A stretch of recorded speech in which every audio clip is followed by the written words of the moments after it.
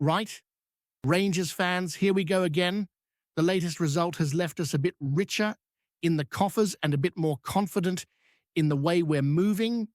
Because, let's be honest, last night wasn't just about the cash. It was about the feeling of progress, the sense that this team is finally getting some momentum back under its feet. We're talking about that first Europa League win of the season, and yes, it's the first one in the group stage, which is a relief, but it's also a reminder of how far we've fallen in Europe this term. Still, the important thing is that we got it, and that counts for something. It's the 23rd of January, and Rangers are on a run.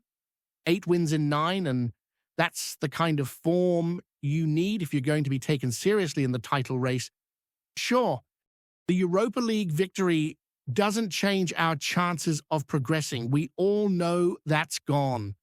But it does keep the rhythm going, keeps the players believing, and keeps the momentum rolling.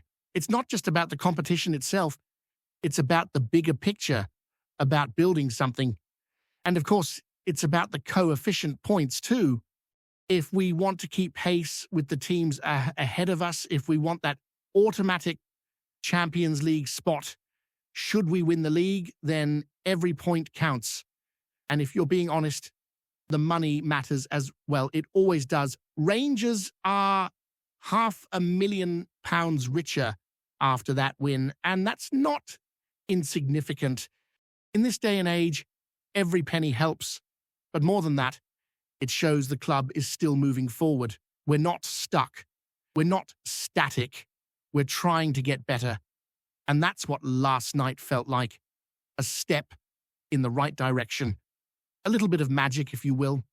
I'm sure some of you will say it was only Ludo Gerrit's side, but let's not pretend it didn't take effort. It wasn't a walkover. It was a proper European night, and the boys got the job done. Now let's talk about the team and how it looked. Giovanni van Bronckhorst might be gone, but the decisions are still being made, and last night's selection was interesting. Danilo, I know he's the manager now, and he chose a lineup that had a bit of a different feel. Jack Butland in goal, Aaron Ramsey at right back, Fernandez and Moma at the back, Racine holding things together in midfield, Diamande, Asgard, Moore, Gassama, and up front, Chimiti. And honestly, Chimiti was not good enough. I'm sorry, but he was average at best, missed another chance, and that's becoming a theme. He just doesn't look composed in front of goal. He's not a natural finisher, and when you're a striker for Rangers, you need to be that. The bench looked strong, though, and it was great to see Finlay Curtis get some minutes. He came on and showed a bit of flair, a bit of confidence, and that little step over, cut inside, shot that the keeper tipped over. That was the kind of moment that makes you think, maybe we've got something here. I know there's talk of him going on loan to Kilmarnock, but if I'm being honest, I'd keep him, let him develop with us. He's got more spark than some of the players who have been starting lately. And yes, people will say Oliver Antman has experience in the Scottish League, fine. But Curtis has potential, and potential is worth investing in the first half. Especially, I thought Rangers looked really good. Once Dio scored that goal in the 33rd minute, I genuinely expected us to run away with it. I thought we'd add a few more and make it comfortable. But the problem is Rangers still lack that cutting edge. We still don't have the quality in the final third that makes you feel safe. And when your striker is a man who can't hit a cow's ass with a banjo, as some of you might say, then you're always going to be left wanting more. Chimiti's lack of composure is a real issue, and it's not just him. Bayamioski had a chance laid on a plate, and he tried to caress it rather than smash it. If he hits that properly, it's 2-0, and the game's over, but he didn't, and that's the problem. Still, there were positives. Racine was outstanding. He ran the midfield, controlled the tempo, and looked like the player we hoped he would be when we signed him. Mikey Moore was influential too, though perhaps not as much as he has been in recent weeks. Nasaja had a decent game. He's been getting criticism, but I thought he did all right. Fernandez had the odd mistake, but he's young, still learning. And overall, he did well. Jack Butland pulled off a couple of good saves, including a brilliant one from Stanek on the half-hour mark. The defense was mostly solid. Ahrens had a decent game as well. He made a goal-saving block in the second half and looked like a reliable option at right back. That said, Gassama was frustrating. He's got pace, he's got the ability to beat his man, but he doesn't always know what to do after that. He needs to make better decisions, and that's why we're still looking for wingers. We need someone with a bit more quality, someone who can finish and deliver consistently. And that's why the rumors about a new right back, a new winger, and a new striker are so important, because if we don't fix that, we'll keep seeing games where we dominate but don't kill it off. And that's the thing. Last night was positive, but it also highlighted the biggest issue at the club right now. We desperately need a striker, not just any striker, but someone who can put the ball in the net regularly. Neither Chimiti nor Bayamioski impressed me. Honestly, I'd sell both. I know that sounds harsh, but it's the truth. If we could get 3 or 4 million for the pair, it would be a loss, sure, but it's the reality. Chimiti is not a footballer in the way we need him to be. Everton saw that, and they weren't wrong. We need someone else. Now, onto the transfer talk. This morning, the rumours were that Rangers are looking at a Sheffield Wednesday player, Jan Valery, and I know what you're thinking. Another championship player, another duffer, as some might say, but it's not as simple as that. This is a player who has worked with Danilo before, and that matters. If the manager rates him, then I'm willing to trust the judgment.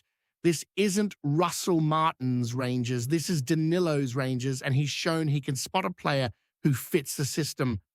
Jan Valery is 26, born in France, but he plays for Tunisia with 20 caps for the national team. He's 6'1", big, quick, and he's versatile. He can play right back, centre back, defensive midfield, right midfield. He's a modern, flexible footballer, and that's the type of player we need. He came through Rennes, spent time at Southampton, had loan spells at Birmingham, and now he's at Sheffield Wednesday. He's got a solid background, and he's under contract until 2027. Sheffield Wednesday are in financial trouble, in administration, and they need to sell players. So a deal could be possible. This season, he's made 21 championship appearances, 1 assist, played most of the minutes, and has a 7% goal contribution rate. Not spectacular, but you have to remember Sheffield Wednesday are struggling. They're on -7 points. They're a team in trouble, so you can't judge him purely on those numbers. He's got experience, he's got physicality, and he's got a defensive mindset. He reads the game well, wins aerial duels, makes tackles and clearances. A right back who can defend properly and can head the ball. That's something Rangers have been missing for a long time. Imagine having a fullback who doesn't disappear when it comes to defending. He's also known for moving the ball forward quickly, driving with the ball, and adding dynamism to the team. That's something Rangers need. We need to move the ball fast, break down low blocks, and create chances. And his versatility would give us tactical options. If we can bring him in and if we can keep Jaden Sterling fit, that would be huge. Because right now, if we go into next season with the same old right back, I'd be pulling my hair out. His legs are gone. His time is done. He's been a servant, sure, but he's not a legend. Legends are the likes of Colin Steen, Willie Johnston, Paul Gascoigne, Ali McCoist, Andy Gorham, Richard Gough, Terry Butcher. That's what a legend is. James Tavernier is not in that category. He's been loyal, yes, but he's not a legend. Anyway, Rangers have a big game coming up. Dundee at home on Sunday. And this is the kind of match where we need to show we're serious about the title. We're building momentum. We're harder to beat. We're more resilient.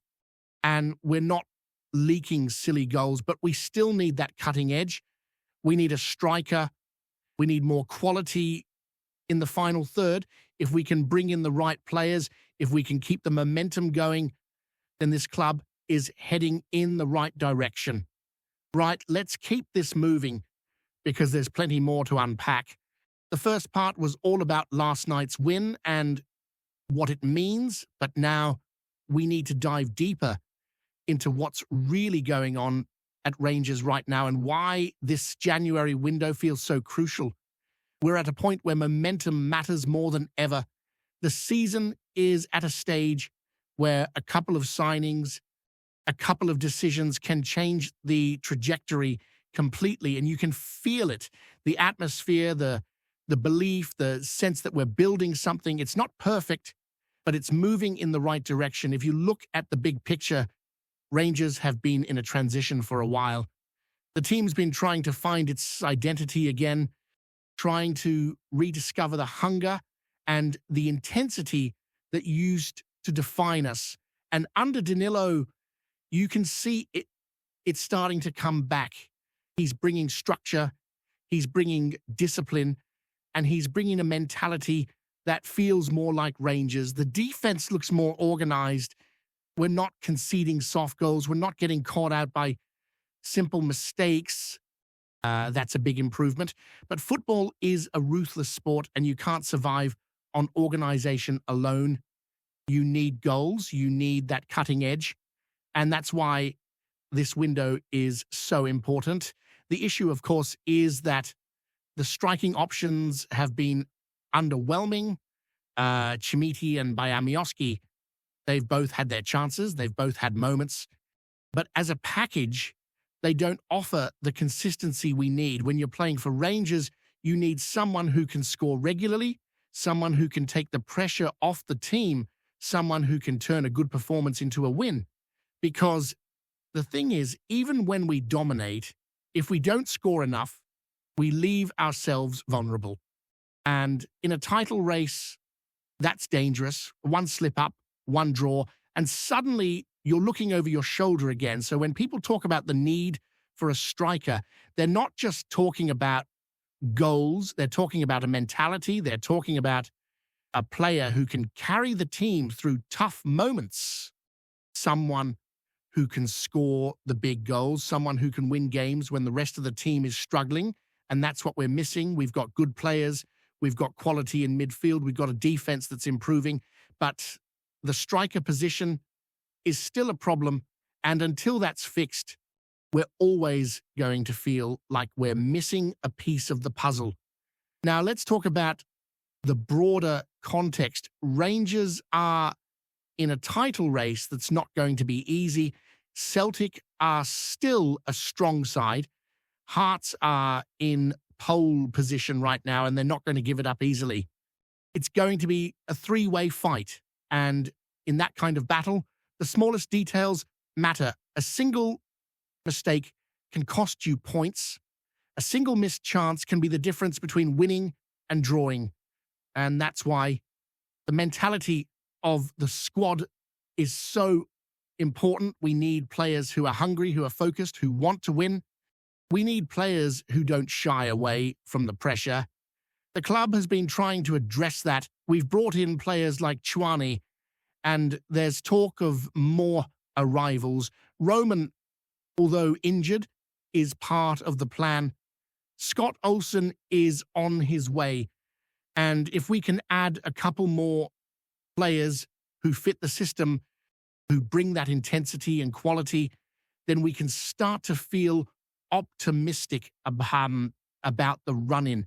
But we have to be realistic too. We're not in a position to be patient.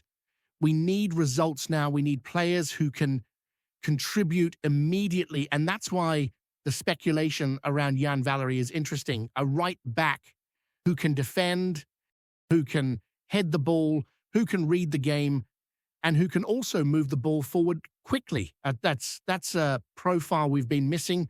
For too long, we've had fullbacks who are great going forward but disappear when the game gets tough, and that's not acceptable at Rangers. If we're going to compete at the highest level, we need players who can do both. And Valerie seems to offer that. He's versatile. He can play multiple positions, and he's got a physical presence that could be a real asset. But we also need to talk about the reality of this window. Sheffield Wednesday are in administration. They're desperate for cash. That means they might be willing to sell at a discount, but it also means they're going to try to get as much as they can. And Rangers have to be careful. We can't overpay for players just because we're desperate. We need smart business. We need deals that make sense. We need players who will improve the squad, not just add numbers. And that's something the club has struggled with in the past. Before we continue, make sure to subscribe to our channel and turn on notifications to get all the exclusive news about Rangers FC. Don't overlook any details about your beloved team. It's crucial for Rangers FC fans. Whispers are stirring across Ibrox with speculation mounting over the future of Rangers' current manager, Danny Röhl, the young German who arrived with much fanfare and a reputation for tactical discipline, is now facing scrutiny that could test his very position at the helm.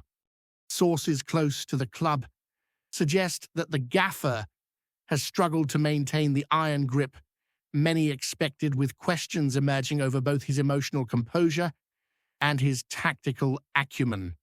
Adding fuel to the fire, a legendary figure of the club recently aired his concerns on national television, describing Röhl as bluntly a fraud in his handling of the squad. According to this veteran, the manager has lost control over the dressing room, with players reportedly unsure of their roles and the tactical instructions often appearing muddled. While the German has been praised in the past for his attention to detail and modern approach to training, critics argue that these strengths have not translated onto the pitch, leaving supporters restless and media chatter relentless. The murmurs of discontent are not limited to punditry. Some insiders allege that the morale within the squad has been affected, with senior players questioning decisions that were once accepted without hesitation. The legend's pointed criticism on television has only amplified these rumors, suggesting that Röhl's confidence may be waning and that his reputation as a tactical savant could be under serious threat. Fans, meanwhile, are divided. A section remains loyal, citing the need for patience with a young manager adjusting to the high-pressure environment of a club of Rangers' stature. Others, however, are growing impatient, convinced that the team's performances are a direct reflection of a manager who is perhaps out of his depth. Conversations in the stands, on social media, and at local pubs have all begun to revolve around one question: can Röhl regain authority before the pressure becomes insurmountable? With little indication from club officials, the speculation continues to swirl. Whether Röhl can stabilize the dressing room and reassert his tactical identity remains uncertain, but the intensity of the chatter suggests that the next few weeks could prove pivotal, not just for results on the park, but for the manager's very legacy at Ibrox. Rangers supporters, ever passionate, are bracing themselves for what could be a defining moment in the tenure of a coach who arrived with promise but now faces the harsh glare of expectation. Greetings, fans. Make sure to hit that like button and subscribe to the channel. as it's greatly appreciated by Rangers FC. And don't forget to share your thoughts on the news in the comments section below. Until the next video, stay tuned